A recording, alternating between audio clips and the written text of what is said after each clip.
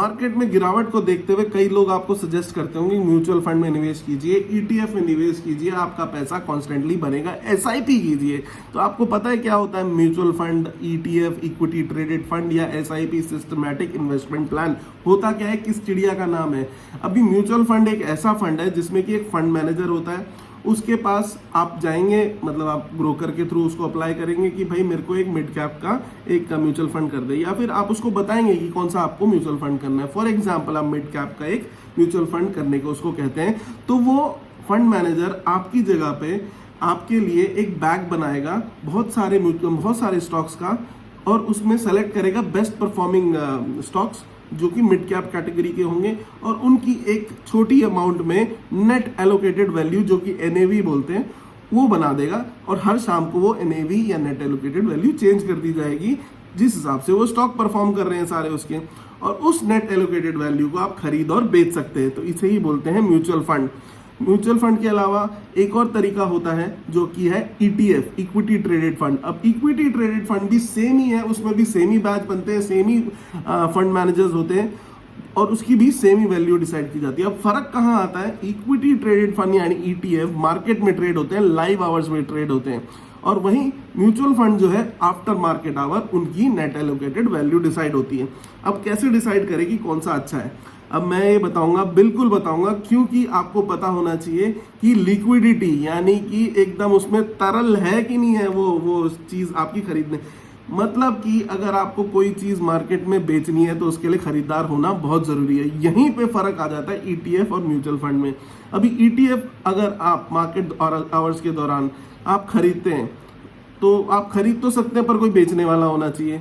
और अगर आप वैल्यू काफी बड़ी हो गई है पर उस ईटीएफ में वॉल्यूम ही नहीं है, लिक्विडिटी नहीं है, बट आप बेचना चाहते तो आपका ऑर्डर वहां खड़ा रहेगा, बट वो बिकेगा ही नहीं और पड़ा ही रहेगा। तो सबसे इंपॉर्टेंट ईटीएफ को खरीदते हुए यानी इक्विटी ट्रेडेड फंड को खरीदते हुए आपको ध्यान रखना है उसका वॉल्यूम, उसमें वॉल्यूम तगड़ा होना चाहिए, तभी आप उसको खरीदें या बेचें। तो जाके चेक करें कि उसमें वॉल्यूम्स कितना है। वहीं म्यूचुअल फंड में आपको ये वॉल्यूम की टेंशन नहीं है, क्योंकि वो एक एसेट अंडर मैनेजमेंट ले लेते हैं म्यूचुअल फंड वाले, जो भी बैंक रहेगा या ब्रोकर लेगा उसके थ्रू आप म्यूचुअल फंड लेंगे, तो उसमें टेंशन लेने की जरूरत नहीं है आपको। आप केवल एनएवी लीजिए, बाकी बैंक की जिम्मेदारी है। 10-15 साल 20 साल निवेश करते रहिए, वो बैंक की जिम्मेदारी है कि जब मैच्योर होगा या फिर जो भी आपका अमाउंट होगा वो आपको निकाल के बैंक देगा, और किसी की जिम्मेदारी नहीं है। बट ईटीएफ में आपकी जिम्मेदारी है कि वो फंड लिक्विड होना चाहिए। अभी क्यों म्यूचुअल फंड नहीं लेते लोग? कई लोग इसलिए नहीं लेते क्योंकि उनको पता है वो लिक्विड है ईटीएफ, बट म्यूचुअल फंड में थोड़ा सा एक्स अमाउंट ज़्यादा लगता है, टैक्स ज़्यादा लगता है और फीस ज़्यादा लगती है। यही प्रॉमिस करने के लिए कि हम आपको श्योरिटी दे रहे हैं कि आपका फंड आपको वापस मिलेगा। अभी कितने तरह के म्यूचुअल फंड होते हैं? म्यूचुअल फंड होते हैं काफ़ी तरीके के होते हैं, मेनली जैसे इक्विटी ट्रेडेड म्यूचुअल फंड होते हैं, जैसे कि इक्विटी से रिलेटेड म्यूचुअल फंड है, जैसे मार्केट निफ्टी चल रहा है, बैंक निफ्टी चल रहा है, निफ्टी नेक्स्ट 50 चल रहा है, मिड कैप चल रहा है, स्मॉल कैप चल रहा है। आप इनके बैचेस बनवा सकते हैं। मल्टी कैप है, कई तरह के बैचेस बनवा सकते हैं। तो ये सब मार्केट से रिलेटेड, इक्विटी से रिलेटेड जो फंड्स हैं वो रहते हैं। इनमें हाई रिस्क रहता है और रिवॉर्ड रेशियो भी, मतलब कि आपका जो पैसा बनेगा वो भी ज़्यादा बनेगा और घुसने के भी चांसेस ज़्यादा रहेंगे। तो ये उनके लिए सूटेबल है जो लोग अभी जानते हैं कि उनको रिस्क टेकिंग एबिलिटी है उनके पास और उनका पैसा कांस्टेंट आता रहेगा, तो वो धीरे सिप करके यानी कि सिस्टमैटिक इन्वेस्टमेंट प्लान करके हर महीने लगा सकते हैं पैसा, और उनको चिंता नहीं है लॉन्ग रन में पैसा बनना ही बनना है। तो इसमें हाई रिस्क हाई रिवॉर्ड होता है, जो कि इक्विटी यानी मार्केट से रिलेटेड फंड्स होते हैं।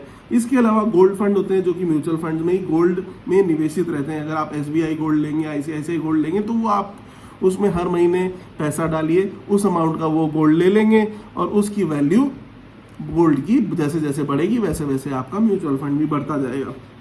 इसके अलावा IDCW, एक IDCW करके एक म्यूचुअल फंड्स होते हैं जिसमें कि आपको सिस्टमैटिकली ऐसी कंपनियों में निवेश करवाया जाता है जहां पर डिविडेंड्स होते हैं, और उसका डिविडेंड्स आपको मंथली बेसिस या एनुअल बेसिस जैसा आप चाहेंगे, जैसा देंगे वैसे आपको मिलेगा। इसको बोलते हैं IDCW, इनकम डिस्ट्रीब्यूशन